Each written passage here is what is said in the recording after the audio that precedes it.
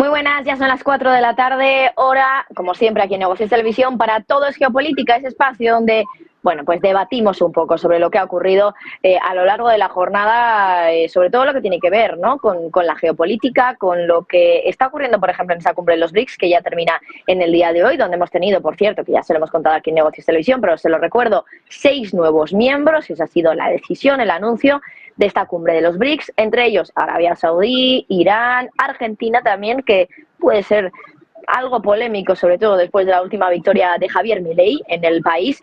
Y hoy, por supuesto, analizaremos con algo más también de detenimiento lo ocurrido en el día de ayer, ese presunto fallecimiento de Yevgeny Prigozhin, el líder de Wagner, del grupo de mercenarios de Rusia amotinados hace 2 meses. Bueno, en este caso lo que se habría confirmado es que los 10 tripulantes, los 10 pasajeros a bordo del avión de Prigozhin habrían fallecido, y entre la lista de pasajeros se ha confirmado por parte del gobierno ruso estaría Prigozhin, el líder de Wagner. Por cierto, a lo largo de toda esta hora vamos a estar pendientes también a lo que ocurra en la sede de la ONU, porque allí tenemos sesión especial del mantenimiento de la paz y seguridad de Ucrania. Recuerden que además el día de hoy es ciertamente simbólico, Día de la Independencia en Ucrania, por lo tanto, clave lo que se puede hablar también aquí en esta sesión especial de la ONU. Voy a saludar ya a nuestros expertos, a nuestros invitados en el día de hoy. Tenemos a Adrián Celaya, presidente de CAI Group y profesor de Economía Aplicada en la Universidad del País Vasco. Muy buenas tardes, Adrián. Hola, buenas tardes, Marta. ¿Qué tal?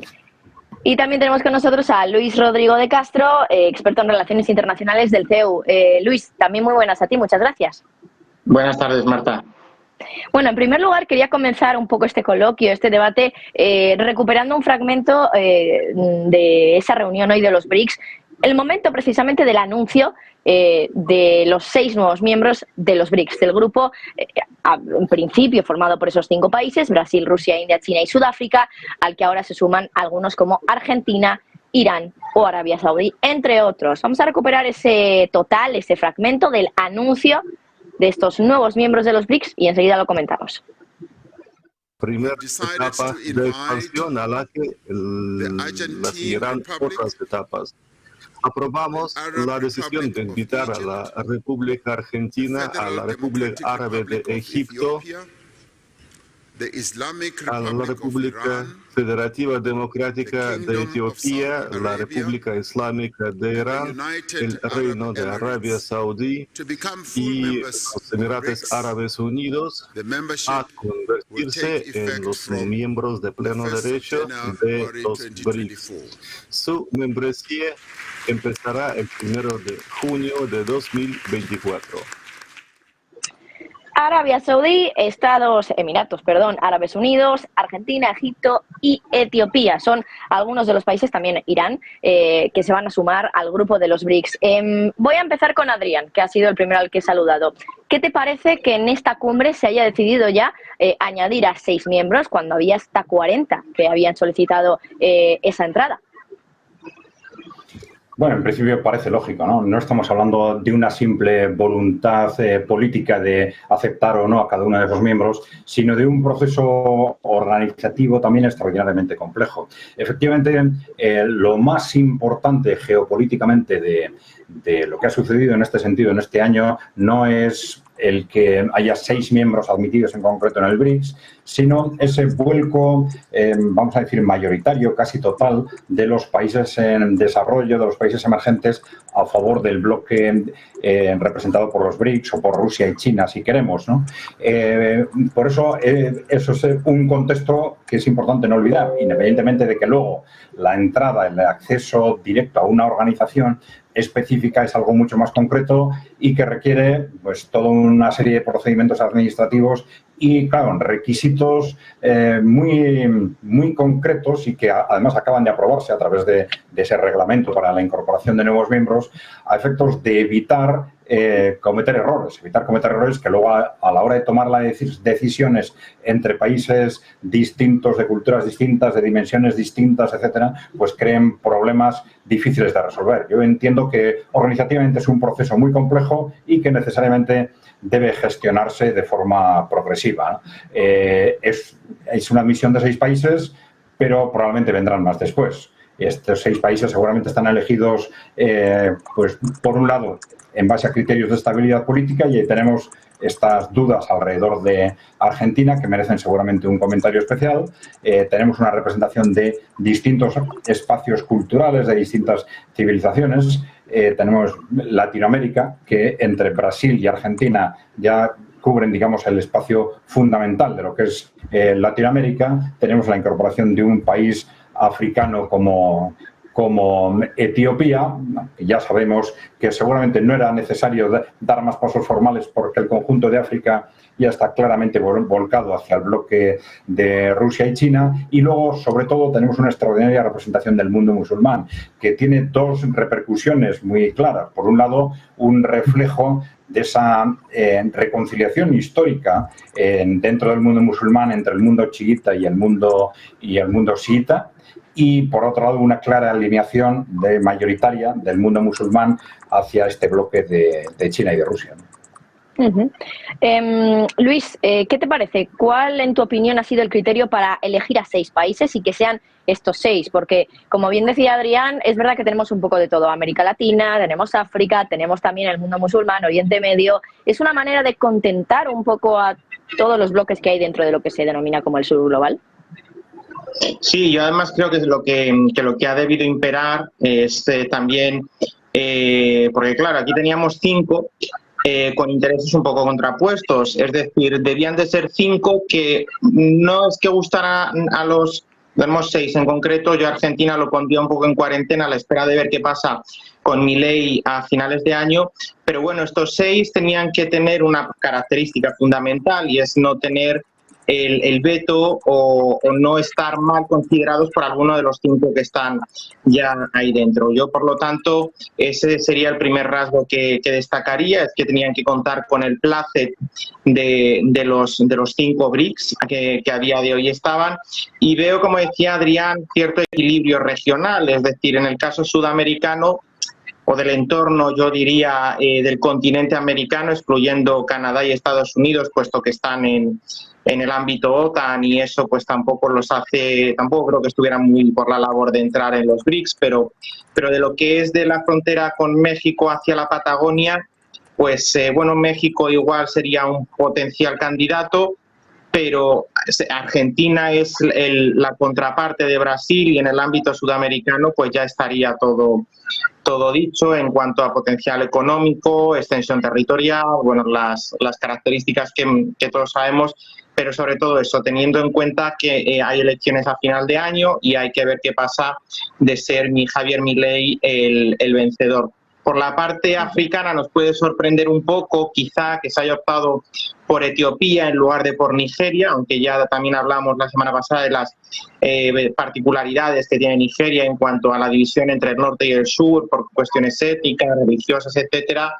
Pero bueno, tenemos un país del Magreb, como es Egipto, que sirve un poco de contrapeso a Sudáfrica, y entre medias, pues también a Etiopía, que bueno, como decía, yo creo que esa para mí ha sido la sorpresa, porque yo me esperaba quizá en todo caso más Nigeria, ¿no? Pero bueno, aparte de eso, esa apertura al mundo musulmán, un mundo musulmán que está representado por países que no podemos considerar en absoluto homogéneos, puesto que, como decía también Adrián, la visión del Islam que se tiene en Irán no es la que se tiene en Arabia Saudí, el wahabismo que se tiene en Arabia Saudí no es la versión o la rama que se sigue en Emiratos o en el propio Irán, ¿no? Y a partir de ahí, yo creo que el reto a partir de ahora no es solo la aceptación o la ampliación, puesto que esto es el primer paso y es casi lo más fácil, ¿no?, determinar quiénes van a ser, sino cómo se va a materializar la incorporación de estos nuevos países a esta organización, a estos BRICS, y sobre todo con el interrogante cómo ver qué pasa con la Argentina de un potencial presidente como Javier Milei. Si a priori puede resultar escéptico y luego cuando llegue al poder pues ve que puede ser una pata importante de cara a la acción de gobierno, o si entra como un elefante en una cacharrería y decide romper y sacar a Argentina de este grupo de países recién entrado, ¿no? Yo hablaría sobre todo de 10 países con vistas a consolidarse, un grupo de 10, a priori, posiblemente a futuro entren nuevos estados de esto que hemos llamado el sur global, pero en todo caso pondría un poco en cuarentena el caso argentino. Mi duda un poco con esto es hasta dónde o dónde está el límite más bien, ¿no? Porque hay 40 países que querían entrar, han entrado solo 6, o al menos nuevos, van a ser en torno a 10, como decías Luis, pero ¿hasta dónde tiene que llegar el tamaño de los BRICS? ¿Tenemos que hablar de una asociación o una organización de decenas de países o con una decena está bien, Adrián? Bueno, supongo que es un proceso progresivo, ¿no? Y que hasta dónde llegue va a depender un poco del contexto mundial. Pero bueno, como he dicho antes, hay una clara apuesta estratégica del conjunto de los países emergentes y del conjunto de los países en desarrollo por este bloque, y eso lógicamente se puede ir materializando en una asociación progresiva. Pero claro, lo que es el concepto de BRICS es un aspecto casi formal de ese acuerdo estratégico geopolítico de los dos mundos, del mundo emergente y el mundo en desarrollo. Bueno, tenemos también otras estructuras, la Organización de Cooperación Shanghái, el propio Banco del Desarrollo, el Banco de Desarrollo de los BRICS, que es ya una estructura operativa por sí misma. Es decir, esta asociación, esta articulación de esa apuesta geopolítica se puede articular de distintas formas, pero lo más importante es esa apuesta de fondo, que afecta pues, prácticamente al conjunto de África. Mayoritariamente estamos viendo probablemente a Latinoamérica y al conjunto de los países emergentes, y esto es lo que de alguna forma ayudado en buena parte desde el propio Occidente, porque en base a las medidas que hemos adoptado pues bueno, a lo largo del último año, sin hablar ya de las políticas anteriores, por supuesto, pero estamos casi nosotros mismos construyendo un telón de acero frente al resto del mundo, pues estamos de alguna forma facilitando el que el resto del mundo se agrupe, no voy a decir en contra nuestro, pero sí al margen de nosotros, por lo menos. Y voy a abrir un melón que ya más o menos habéis abierto ambos, que es el tema de Argentina, ¿no? El hecho de que, claro, Javier Milei no parece muy por la labor de que Argentina entre en los BRICS, se ha decidido así por parte de los BRICS, pero claro, ¿qué ocurre si finalmente es elegido como jefe, ¿no? Como líder de Argentina en las elecciones de finales de octubre de este año? Luis, porque tú lo habías comentado un poquito, pero a ver si podemos profundizar un poco más en este tema. Sí, yo aquí siempre, cuando alguien es candidato y tiene un discurso en una línea que puede ser incluso radical en algunos casos, pues aquí siempre estos liderazgos o estas personalidades siempre, y es curioso, tienen como dos posibilidades, ¿no? Una es la de mantener ese discurso radical una vez que llegan al poder, es decir, ser coherentes con lo que habían dicho en campaña, independientemente de que eso pueda suponer disrupciones de calado para el país que gobiernan, pero por otro lado siempre hay algunos casos en los que no es que el poder transforme, sino que el pragmatismo con el que esa persona que durante la campaña ha tenido un discurso en una línea contraria a un proyecto determinado, pues cuando llega al poder no se relaja, pero sí que se vuelve un poco más escéptico en cuanto a esa radicalidad, ¿no? Y aquí yo, bueno, pues si Javier Milei sigue con la línea que parece que está teniendo ahora durante la precampaña y que será la que posiblemente también tenga durante la campaña, pues Argentina acabe saliendo de este bloque, porque parece ser que es lo que apunta el posicionamiento que actualmente tiene Milei, ¿no? Pero tampoco cabe descartar que una vez que llegue a la Casa Rosada, no iba a decir se transforme, pero yo creo que no es el término adecuado, sino que se relaje un poco esa aspiración maximalista de salida.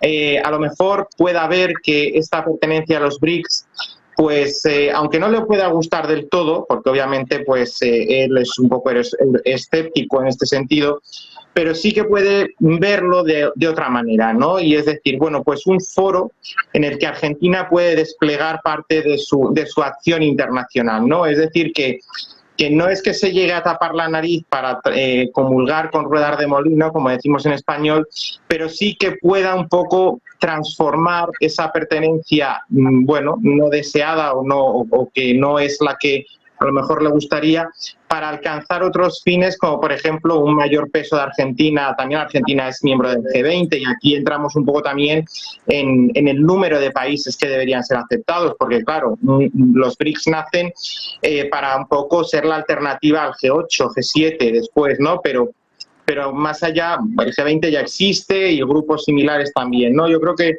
esas dos pueden ser las posibilidades, aunque yo casi más me inclino porque Javier Milei mantenga esa posición anti-BRICS, pero bueno, tampoco cabe descartar que al día siguiente de llegar a la Casa Rosada pues se lo piense un poco mejor y vea que eso puede ser también algo positivo para la política exterior argentina. Adrián, no sé si quieres añadir algo al respecto, porque tú también habías comentado brevemente el tema de Argentina. Sí, bueno, yo diría que esta ha sido una de las sorpresas del día, ¿no? Porque así como sobre Argentina se estaba hablando como posible candidato durante el último año, en los últimos días, y precisamente a raíz de la victoria de Milei, en los últimos días se estaba dando por supuesto que no se iba a producir esa adhesión. ¿Cuáles pueden haber sido las razones de que, sin embargo, se tome esa decisión? Hombre, una primera razón puede ser, quizás en sentido contrario, pues apoyar a los candidatos que están a favor del BRICS. Es decir, que cara a la segunda vuelta, esta participación en los BRICS les dé un empujón y ayude a que efectivamente ese paso se materialice, ¿no? La segunda puede ser que dispongan de información sobre los contextos de fondo que están moviendo la política argentina en los distintos grupos y que quizás esté sucediendo en Argentina algo similar a lo que puede haber sucedido anteriormente en Brasil, por ejemplo, ¿no? En Brasil había dudas sobre qué iba a pasar con la relación entre Brasil y los BRICS en el momento en que Dilma Rousseff, que era una clara partidaria de la consolidación de los BRICS, fue sustituida por Bolsonaro. Sin embargo, Bolsonaro mantuvo su participación y su implicación en el proyecto BRICS. Estas dudas volvieron a surgir en el momento de la sustitución de Bolsonaro por Lula, que parecía que en los últimos meses tenía muy buenas relaciones con Estados Unidos y esto podía generar un alineamiento contradictorio con la pertenencia a los BRICS. Sin embargo, a partir de la llegada a la presidencia, hemos visto que, al contrario, Lula ha apostado a fondo por el proyecto BRICS. Es muy posible que esté sucediendo de alguna forma algo similar en otro sentido a lo que sucede en Europa, en el que hay, digamos, un contexto de política de Estado de pertenencia al bloque occidental, a la OTAN, y entonces distintas opciones aparentemente muy distintas, pues izquierda, derecha, centro-izquierda, centro-derecha, extrema derecha, pero en realidad hay unas bases que forman esa política de Estado que todos respetan. Entonces es posible que hayan detectado que algo de eso también esté sucediendo en Argentina y por eso estén contando con que, aunque se produjera una victoria de Milei, hay muchas posibilidades de que respete ese nuevo statu quo, ¿no? Tenemos todavía muchos temas encima de la mesa. Sin ir más lejos, lo ocurrido en el día de ayer era el tema del día, lo sigue siendo un poco de la semana. El fallecimiento, la muerte de Prigozhin, el líder de Wagner, va a tener que ser a la vuelta de publicidad. Unos minutitos a Publi y enseguida volvemos para comentar largo y tendido lo ocurrido ayer y las consecuencias que puede tener este fallecimiento. Enseguida volvemos.